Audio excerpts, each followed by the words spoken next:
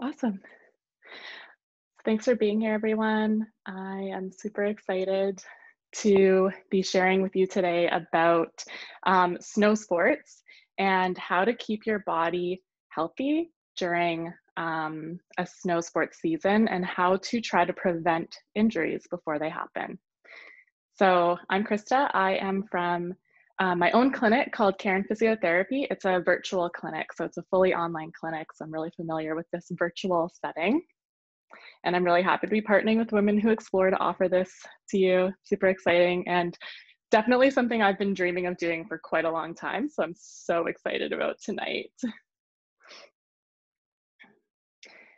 So a little bit more about me. So I am an avid outdoor enthusiast. I started off in cross-country skiing was my first major outdoor sport, and I competed at a North American level. And then since I've quit racing, I've gotten more into Alpine skiing and then backcountry skiing, and then the natural progression to ski mountaineering. And those are my main winter sports. And then in the summer, I'm also an avid hiker and through hiker. So I did my first through hike ever this summer, and I hiked the Great Divide Trail. So if you don't know it, it runs from the border of Alberta and Canada and the US up to Mount Robson Visitor Center. So that's about 950 kilometers from the south to the north part that I finished, and I did that over 6 weeks. So it was an incredible experience. And then you're not meeting Catherine today, but Catherine is my physiotherapist who also works with me at Cairn Physiotherapy. She actually helped me design the slides and did a bunch of research for us. So she's also sort of giving you this presentation at the same time, but she's on a different time zone. So it's the middle of the night for her right now. And then that's our Instagram handle there. So Catherine's also an avid outdoor enthusiast. One of the main reasons I actually had the idea to start Cairn Physiotherapy as a clinic was that when I was thinking about training about a year ago for the Great Divide Trail, I started researching, looking around my community for other physiotherapists who offered outdoor athlete-specific physiotherapy, and I couldn't really find anyone. No one was really at least marketing that they did that. And even though I'm a physiotherapist, I really wanted help to guide me to get ready for this hike. But then I couldn't really find anyone offering it. So you can see in my name already, Cairn Physiotherapy, I really wanted to emphasize that outdoor focus with my company and offer that service where it's obvious to people that we understand what it means to be outside, how important it is, and how important it is to try to stay outside and keep our bodies able to do that for so many reasons, not just physical, but mental health and all the other reasons why I'm sure you all also love to be outside. So I just wanted to let you know what our main mission is with Cairn Physiotherapy and why I'm here doing a webinar even. So it's really my mission with this. I think maybe my calling to provide high quality physiotherapy services and education, but make them accessible. So they're all online so that anyone, anywhere can access them and get that really quality information that they need. And then that empowers you to make informed decisions about your health, live a more fulfilled life, hopefully prevent injuries, and ultimately spend more time outdoors, which we obviously all love to do if we're all here. If you're wondering what a physiotherapist is, physiotherapists or physical therapists are body movement specialists. So we have a understanding of the muscles, bones, ligaments, joints in the body. So we understand how the body moves. We have a master's degree in Canada in physical therapy, or a lot of schools now in the States have doctorate degrees in physical therapy. So even a little bit more education in the States in terms of years in.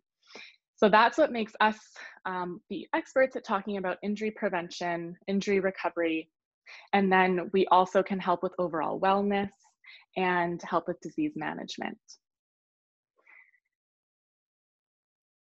Since we're all in a Women Who Explore webinar, we probably all feel the most alive outdoors.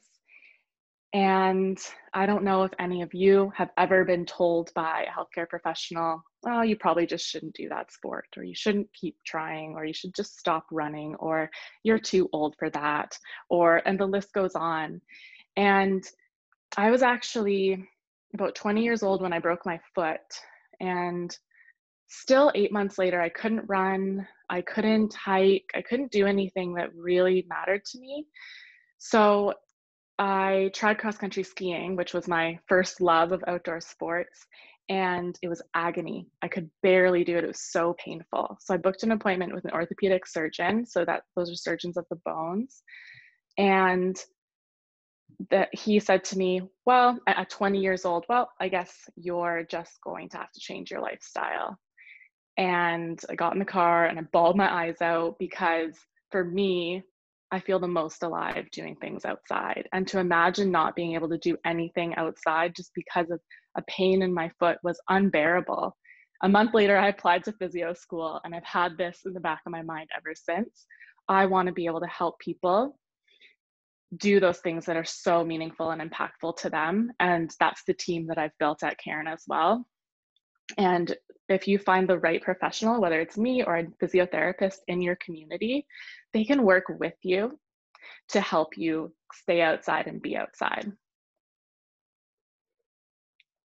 What I'm going to go over today is common snow sport injuries. So I'll show you some data on what the most common injuries are, what risk factors tend to lead to those injuries, and then how you can prevent them by mitigating the risk factors that we can identify.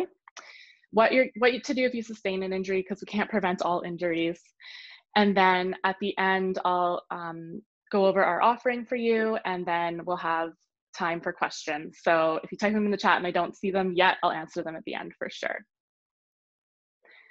This is my diagram of skiing injuries that Catherine and I developed. So this is mostly based on the Alpine, so the downhill part of skiing. So whether you're backcountry skiing, the downhill part, or Alpine skiing.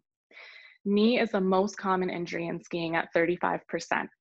And knees, that's typically where you're going to see an ACL or an MCL injury most common. So those are the ligaments in your knee, the ligaments that hold your bones together in your knee. ACL is a really common one. You've probably heard of it.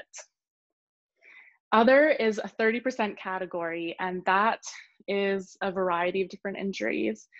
Concussions are lumped in there, and we don't really know how many people sustain concussions, because it's estimated that about 50% of the time they go undiagnosed, unfortunately. So it's hard to say how many people are actually sustaining concussions.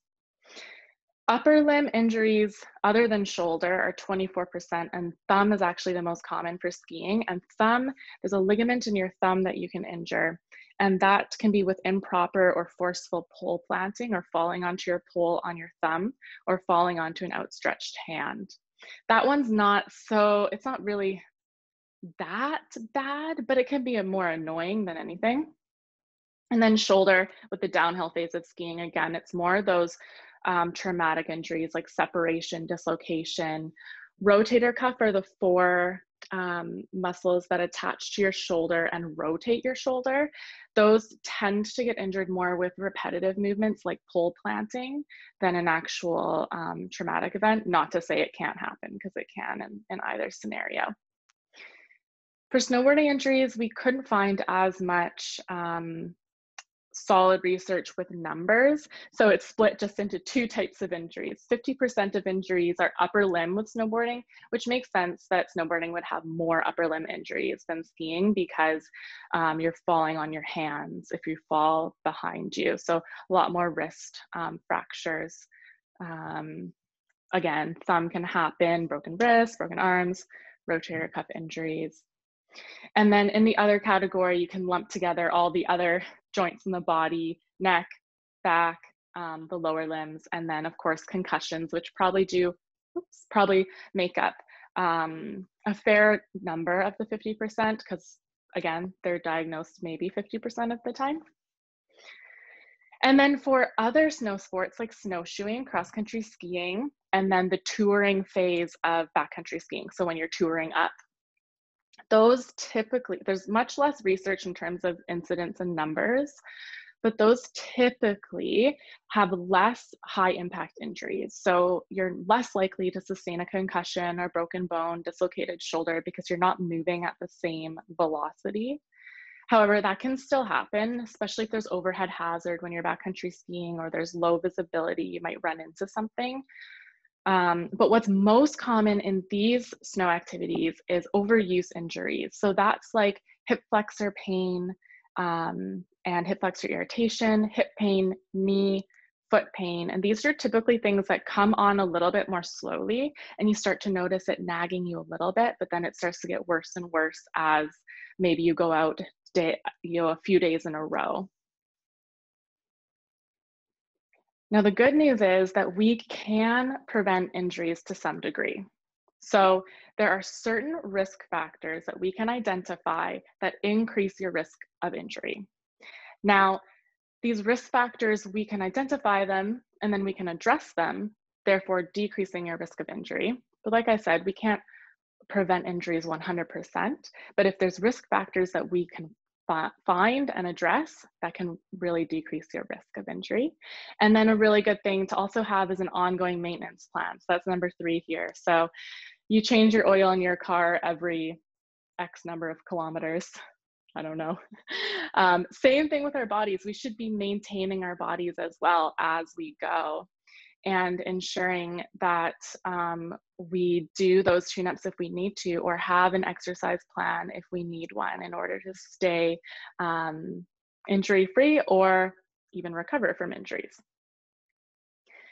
So number 1 is, how do we address these risk factors? So there's 2 different types of risk factors. There's intrinsic and there's extrinsic. So intrinsic is internal, so anything inside your body, that's intrinsic. Extrinsic is anything outside of your body in the environment. So I'll break those down a little bit more. So the first intrinsic is physical, so your physical body. One really big risk factor are muscular imbalances. I'll cover those a little bit in a couple slides. But things like if your glutes are too weak and you don't use them enough, you might use your hip flexors more. And so that might be why you have hip flexor pain when ski touring and your friend doesn't, because you have a muscular imbalance. That would be an example of that.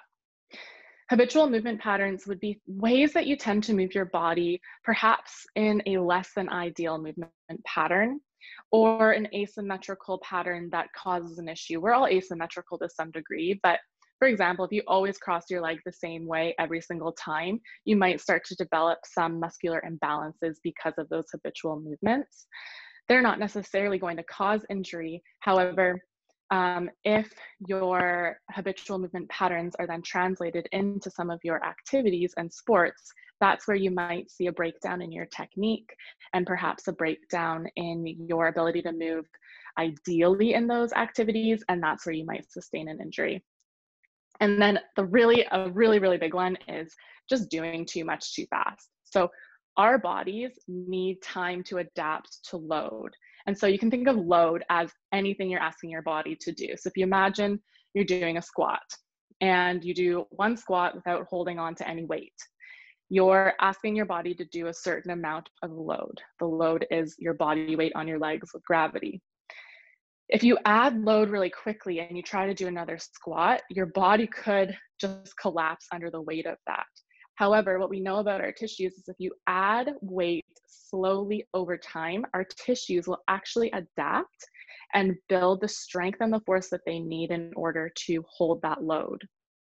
And that goes for any activity that you're doing. So a lot of times people get super excited, and on the first POW day, I'm sure some of you can relate, you just want to get out there and shred and go all day long.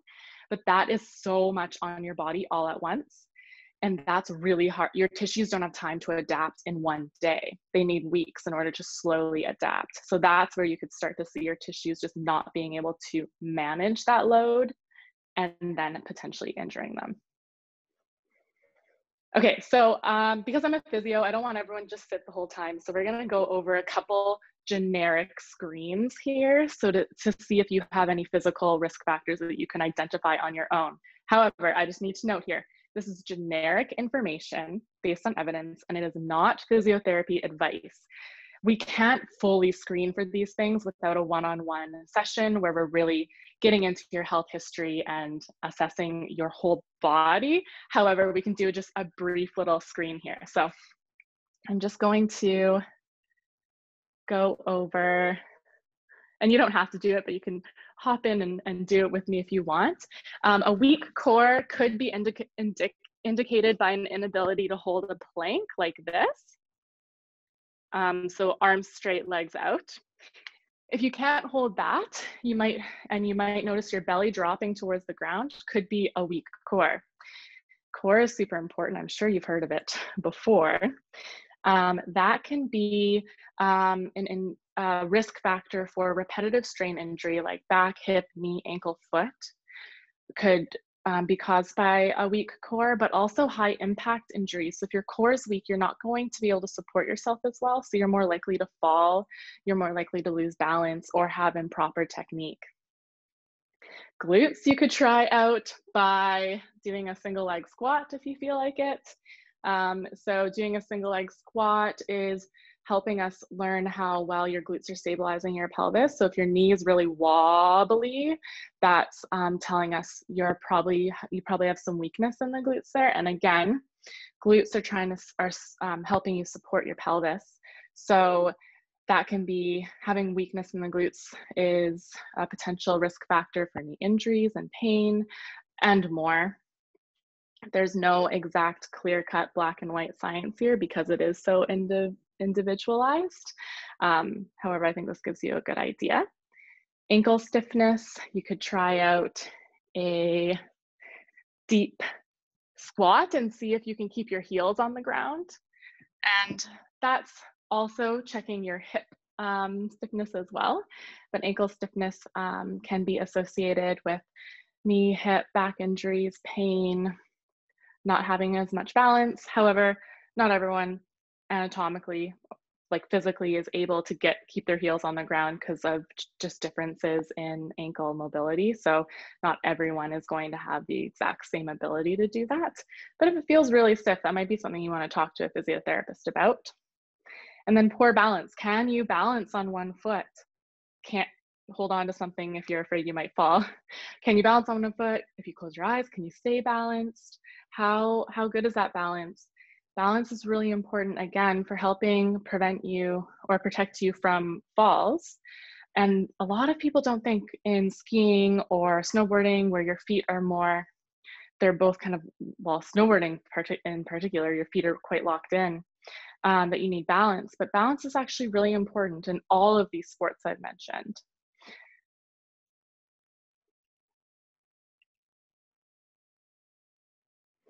So then another intrinsic factor is your a few different mental factors. So one is too much stoke. I already talked about this a little bit, but you're just so stoked. You're out for your first snowshoe for the season and you just want to be out there and you want to do 8 hours. That can be too much for your body to go that hard that quickly. Even if you feel fine the whole time, your body's just not used to it. You maybe haven't snowshoed in 8-9 months. So your body needs more time to adapt. Fatigue is a big one. So we can usually feel physically if our body is fatigued, but it's a bit harder to tell if you're mentally fatigued. So all the little signals that you're getting when you're skiing down a hill, where you're having to make all these quick decisions, that's actually quite fatiguing over time. So when you're first starting this snow season, if you're easing your way into any of these snow sports, just recognize that your brain is going to fatigue more quickly than you really are going to notice. So just end before you even feel fatigued. Your ego is a big one, especially for people who want to get great turns or climb mountains. Just being cautious of not letting your ego make those decisions for you.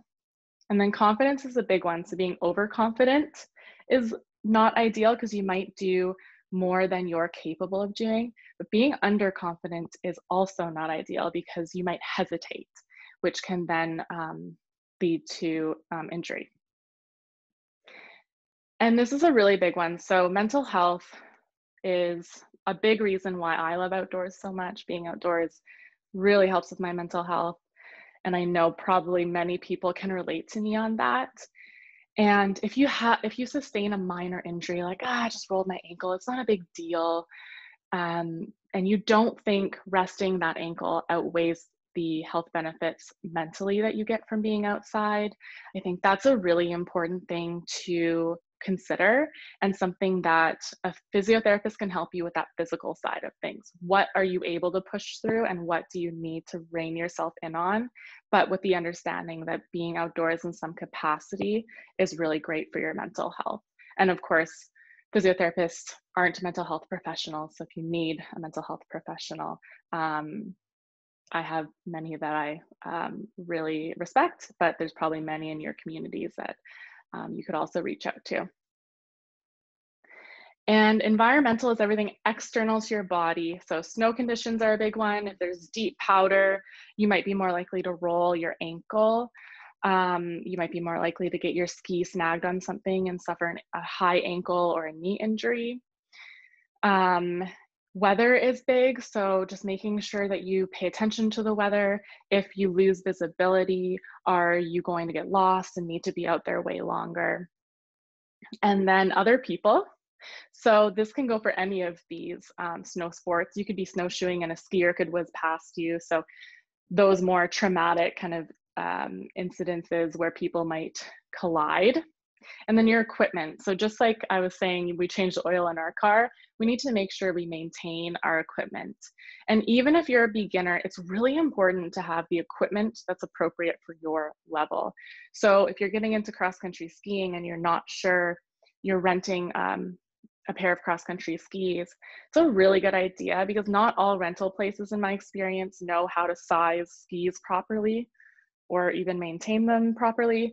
It's a good idea though for you to just research a little bit on your own, find out, for my height and my weight, what size skis should I be using, and then be a little bit of an advocate for yourself in that setting, because if you're using the wrong skis, that can potentially lead to injury, whether it be repetitive or maybe your binding flies off your ski, which happened to my friend last year. Okay, so number 2, now that we've identified the risk factors, how do we address them? So for the physical risk factors, like I said, we can do brief screens and try to find those risk factors that are individual to you, and you can think about some of the ones that I brought up. If there's anything physically that you need addressed or that you want screened and addressed, then physiotherapists or physical therapists are the experts at designing individualized injury prevention programs for you. There's other professionals that can also help with this. I'm just speaking as a physiotherapist because that's what I'm trained in. So huge things are core and pelvic stability. So being able to stabilize your core and your pelvis, huge predictors for knee injuries, really important. And what a lot of people that a lot of people say to me, oh, I'm just not flexible enough, I need to stretch more. But what I want to emphasize to you is actually that strength is more important than flexibility. I'm not saying flexibility isn't important, but what we know is that if you stretch your body and you get into this new range of motion, so you have more flexibility in your leg, for example, but you don't strengthen into that position, so you don't actually gain muscle control and strength into that new flexibility, you're actually increasing your chance of injury into that newly flexible position because you don't have muscle control there. So just stretching without doing strength training isn't really that good of an idea. So we need to focus on strength as well as flexibility. And if you only have 5 minutes in a day, actually it might be more helpful to do strength than flexibility that day. And this would be strength exercises that are targeting your specific weaknesses.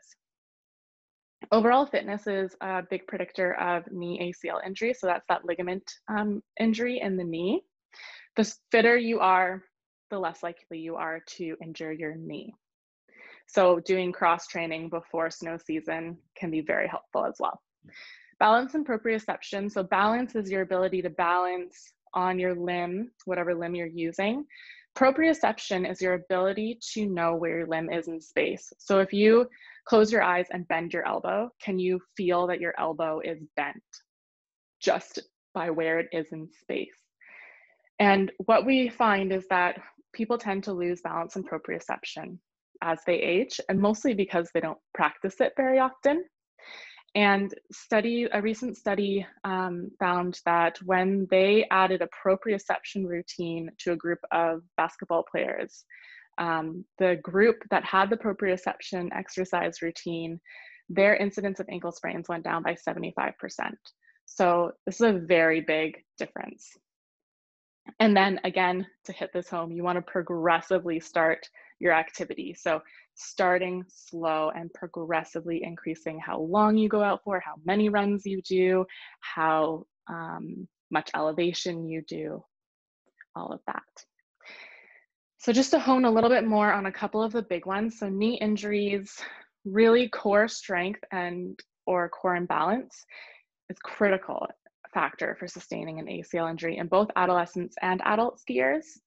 And then also insufficient explosive and reactive strength are clear indicators for knee injury. So that's things like hops, jumps, dynamic strength exercises instead of just a static squat are really effective at decreasing your risk of injury, which is really good news. So adding in maybe some more dynamic things could be very helpful.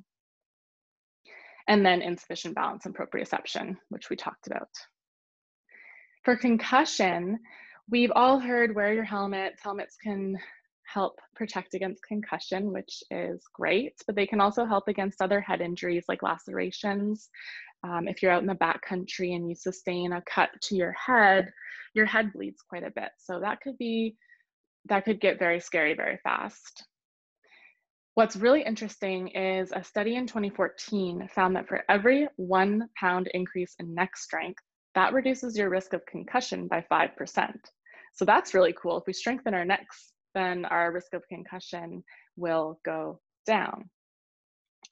It's a little bit hard to know how to strengthen your neck. So again, you'd probably want to work with a professional in order to help you strengthen appropriately at your level, because neck strength is, I found, at least in the clinical setting, quite variable. And then the next thing is the mental factors. So like I said, I'm a physiotherapist, so I'm not a specialist in mental health, but just a couple little tips. If you lose confidence, that is okay. There are mental health professionals that can help you with that. It's not just elite athletes that could use a sports psychologist. If getting outside is important to you and your favorite sport is skiing, then working with a sports psychologist to get over your loss of confidence is incredibly valid. And address injuries early before they sideline you. So research actually supports that if you address them early and you work with a physiotherapist really early, if you get any sort of tweak, sprain, anything like that, you actually won't need to be sidelined as long, or potentially you won't have as severe of an injury because of it. So that can actually help keep you outside longer and keeping active in whatever meaningful way that is for you.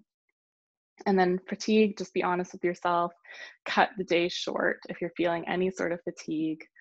And with your ego, I find this is helpful if you're going out and you only want to do 3 hours because you're trying to be cautious with not doing too much. Set the 1.5-hour turnaround point, turn around no matter what, even if there's a nice looking peak that you want to try to go up, just set those boundaries for yourself beforehand so you're not even letting your ego get in the way. For environmental, if the light conditions are poor for any of these sports, you might not be able to see the terrain you're moving through. So make sure you're wearing appropriate eyewear or goggles for the light conditions. And then just be really honest with your abilities and change your plans based on the weather if you need to. What's really interesting is the majority of injuries in downhill skiing are actually on the last run of the day. So just skip the last run, or maybe go in a couple runs early if you can, because not only are you tired on that last run, but everyone around you is tired. So the likelihood of a collision increases as well on that last run. So just trying to avoid getting into those situations if you can. Maintain your equipment. This is my 3rd time mentioning this one. If you don't remember anything else, remember this one. It's really important for you to try to slowly introduce your body to any activity, and that really decreases your risk of injury. That goes for even if it's an activity you've done your whole life, but you haven't done it for a season.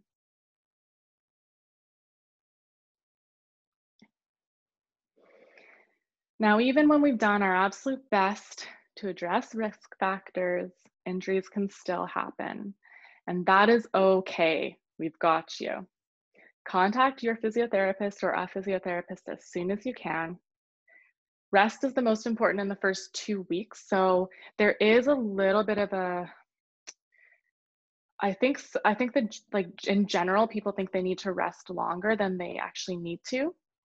After the first 2 weeks, it's really important to actually start progressively getting moving again. And that's not going necessarily right back into the sport, especially the one that you injured yourself in, but starting some progressive exercise guided with a professional, a physiotherapist, that it's really important to get moving again, actually. I don't know if any of you know, but after a hip or a knee replacement, for example, you stand up on your new joint day one after surgery. So we know it's super important to get moving. And early physiotherapy is associated with a decreased overall length of your injury, pain, and impairment. And then just a note on concussions. So there's quite a bit of research on concussions, and there's been a lot more recently. So most symptoms for concussions improve in 2 weeks. And if you work with a physiotherapist with concussion training, they can help guide you through this process. But it's important to look for somebody who has concussion training because we covered it in school, but not much. So I would say I wouldn't feel super confident treating concussions at this point. However, my colleague Catherine has done extensive training in concussion management. So she's super confident. She put together so much information for me. It's important to wait until your brain is healed. So your symptoms typically disappear before your brain is healed. So there's this in-between time when you feel fine, but you're not ready to go back to sport yet. And before I knew this about concussion, I wish I knew it because I got a concussion when I was surfing in South Africa and I was on a trip. So I just wanted to keep having fun. And I didn't realize that if I didn't wait for my brain to be healed, there could be these more long-term implications. So I wish I had known this before. But what's really, really promising is that there's no evidence of permanent health effects with multiple concussions if you wait until full recovery after each concussion. So that's awesome. If you wait for full recovery, no permanent effects. So I wanted to break down a cost comparison for you. Like I said, we can't prevent all injuries. However, there is data, and I looked at our data at our company, Cairn Physiotherapy, and I broke it down here for you. So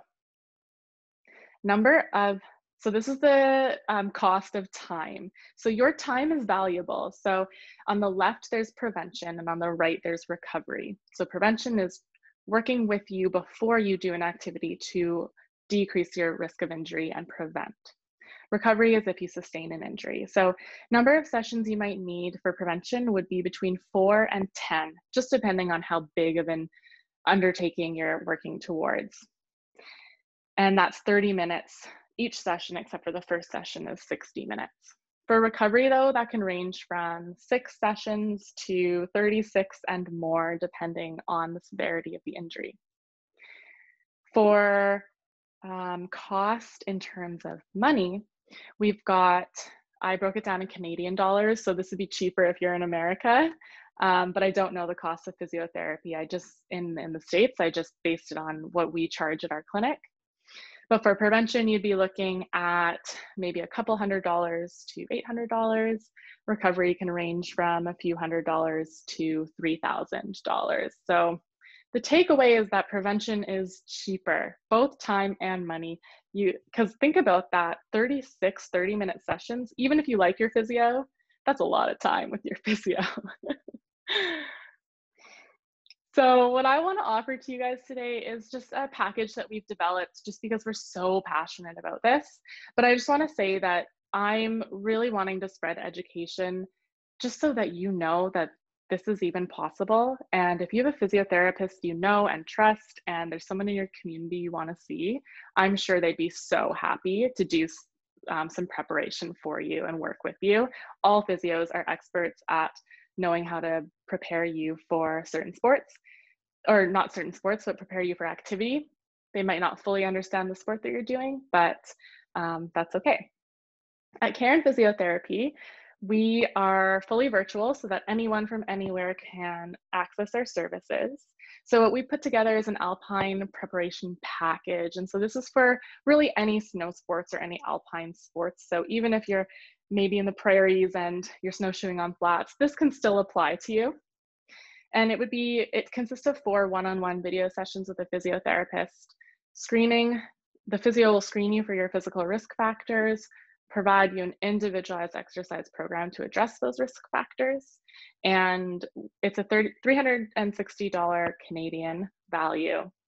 But for webinar participants, it's $320. So if you're interested, send an email to Carin at cairnphysiotherapy.ca, subject line snow, and she'll let you know how you can progress with signing up. And I'll also drop that into the chat box if you miss it here. But that's just an offering that we really wanted to help people prevent injuries before they happen if possible and reach those outdoor goals. Okay, so that's the end of the formal presentation. I left about 15 minutes for questions, so please feel free to type away, ask any questions that you have. And I just have our website, my email, and our Instagram up there as well. So I'm just going to try to open the chat. Oh, no question. I'm not seeing any questions in there. No, I don't see any. If anybody has questions, or you guys can feel free to hop on and say hello.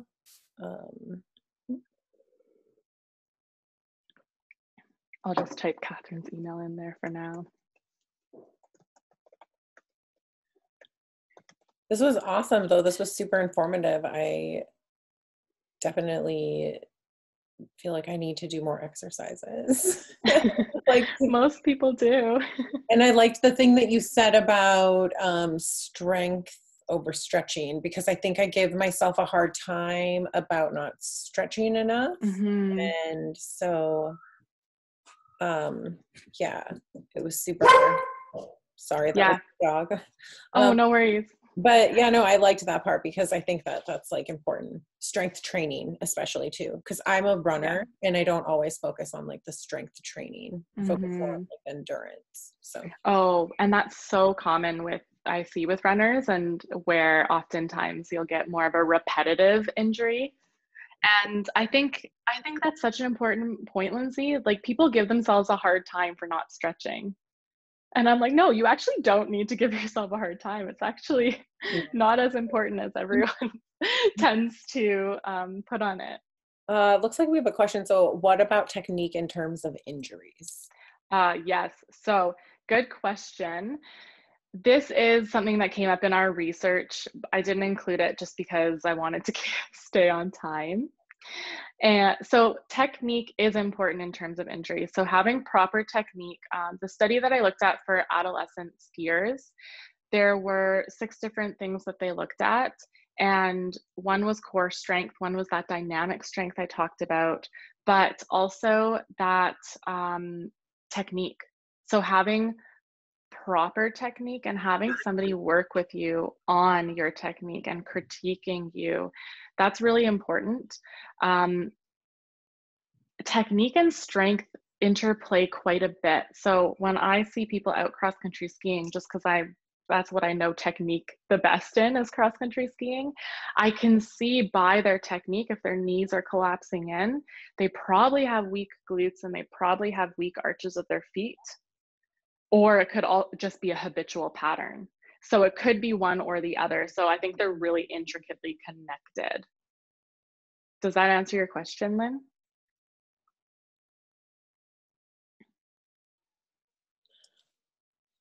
Great information. Good. I'll move on to the next one. When is stretching useful? Okay, this is a super complicated question. Great question. Stretching is definitely useful for certain things. So, for example, if one of your hamstrings is way shorter than the other, so maybe you can straighten your right knee all the way, but you can't straighten your left knee even close to the same amount as your right knee. We want to try to stretch that shortened muscle back to its normal position. So basically regaining to that normal position. If your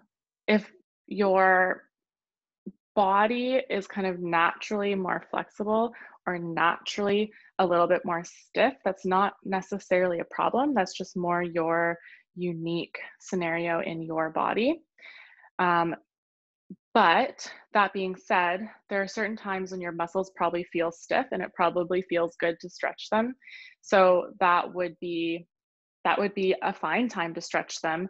But where it becomes a problem is if you're always stretching and never strengthening, then you're stretching into these positions where your muscles cannot support you into those positions, and that's when you could injure yourself.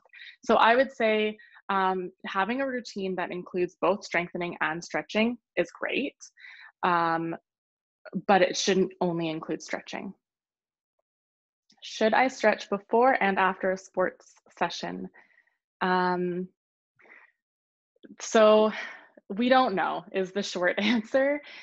There's research that contradicts each other. We don't have a black and white answer for this, to be honest. However, we do know that in preparation for a sports session, for example, squash or skiing, where you might be doing more burst movements, like you have to jump or you have to like kind of do more quicker movements for squash, is my understanding. And skiing, you're definitely doing more quick movements.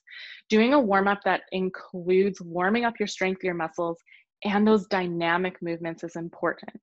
So stretching beforehand is definitely not as important as including that more moving, dynamic warm-up. Afterwards, it's kind of 50-50. Like it would probably be good to do a little bit of both, a little bit of muscle stretching and a little bit of muscle activation, especially if somebody has worked with you and told you, you know, you don't activate your glutes very well, you're using the front of your legs a lot, then you might go, okay, after I go for a run, I should probably stretch the front of my legs. I maybe should activate my glutes. So sorry, it's not a black and white answer. It's not black and white in the research at all, but that's my kind of general answer. Fancy tools like a Theragun or foam rolling, is it better to do before or after a workout or both? Again, a little bit more of a gray area. Fancy tools don't have the strongest evidence right now, and that might just be because they're more new and we just haven't done as much research on them. But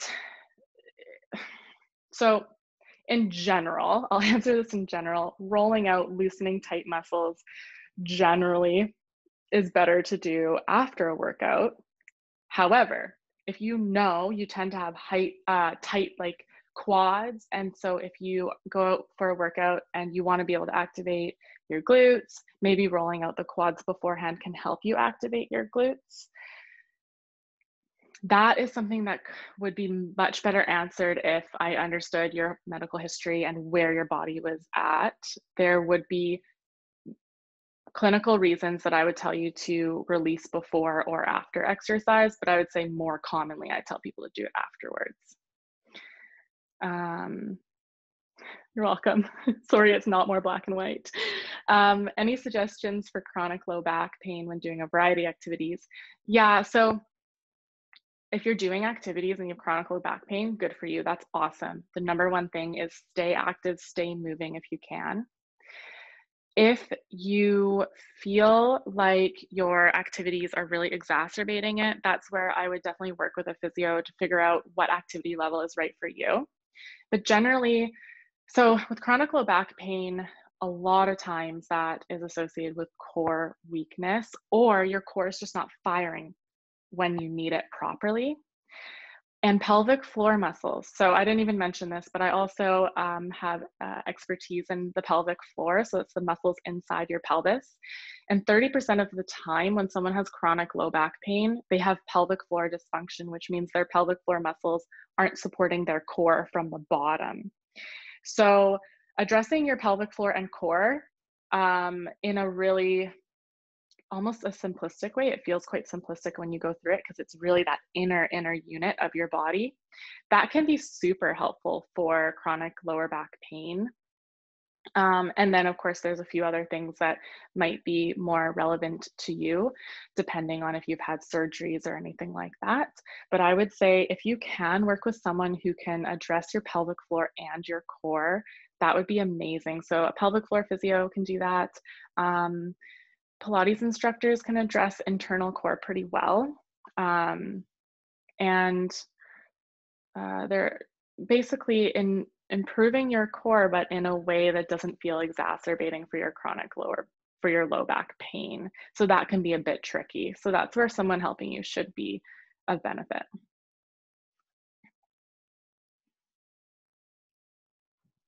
So many great questions. Mm-hmm. Just double check I didn't miss any. That was all of them.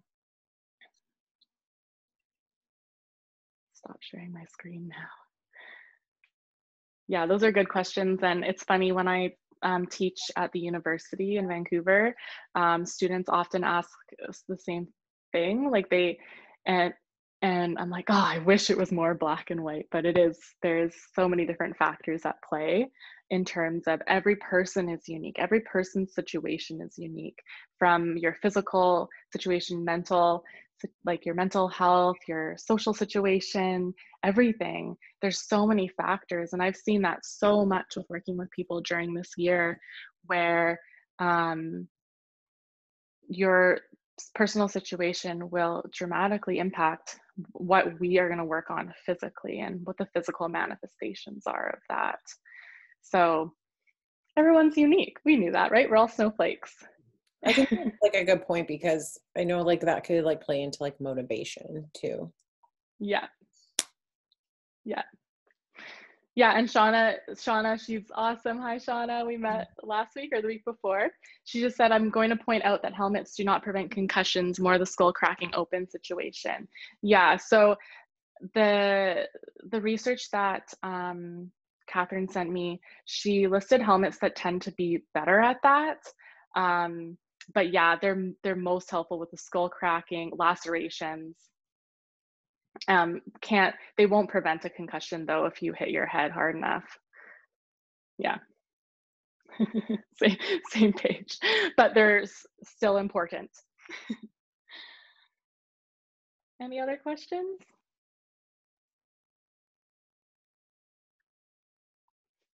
Actually, this is maybe just a random question, but do you know, like, our insurance in the US, some insurance plans will cover physical therapy? Yes. Is that in Canada too? You guys probably have better health insurance. Yes. So in Canada, most extended benefit plans will cover physiotherapy. It depends on the plan, and thankfully, because of COVID, they pretty much every plan that I'm aware of has now covered virtual physiotherapy as well, which is great. That's awesome. Yeah.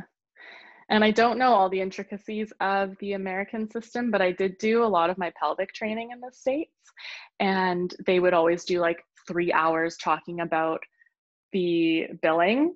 And I was just like, all of this is like over my head. I don't know what. So American. Just, yeah, it's so funny. But yeah, probably I get my bills sometimes. I'm like, I don't even know what I'm being billed for. I'll just pay the bill. So. Right. Yeah, they talk about billing and litigation, and I'm like, I'm Canadian. I don't know. Does not apply. Yeah, exactly. But in Canada, our universal healthcare, so our medical plans, if you have the base, no extended healthcare, it doesn't cover physiotherapy unless I think you're under a certain income level, and I think it's around 20 or 30,000 per year. Then the government will cover 10 physio sessions per year for you. But otherwise, it's just covered by extended health. Cool. I was always like, Go ahead. Oh, I was just going to say, and if you are in a community and you wanted a recommendation for me, I know a lot of physiotherapists around too. So just let me know, shoot me an email if you wanted a recommendation at all. Cool. Thank you. I've gone myself and found it very useful. So thanks so much, for everything. Yeah. For making such good information. And so you're welcome. It was really fun. Thank you so much for having me. Oh, fun. I didn't even know you could do like the Bravo hands on Zoom. I'm going to learn these things. This is cool. Oh, the reactions. I want to do it. Yeah. Awesome. Well, thanks so much for everybody for joining us too.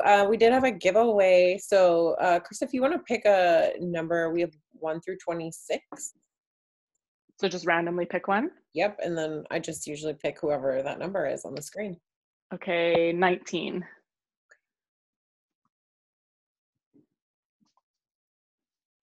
Caitlin Earl. So, Caitlin, if you want to message the Women Who Explore Instagram account, or you can send me an email, or Krysta an email, I suppose. I can type it in. Do you want her to email you since? Me as well, yeah. And then I can organize sending it. Do you want to type it in the chat? I just typed it in, but I can type it again. Oh, it is in there. Nice work, Caitlin. Awesome. Okay, she's probably all over it. Awesome. Okay, great.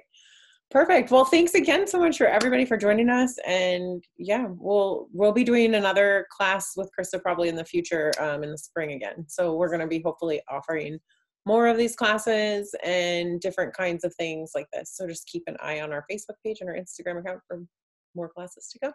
So cool. Thanks, everybody. Have a good night. Everyone. This was so fun. I don't even want it to end. Have a good night, guys. Thanks.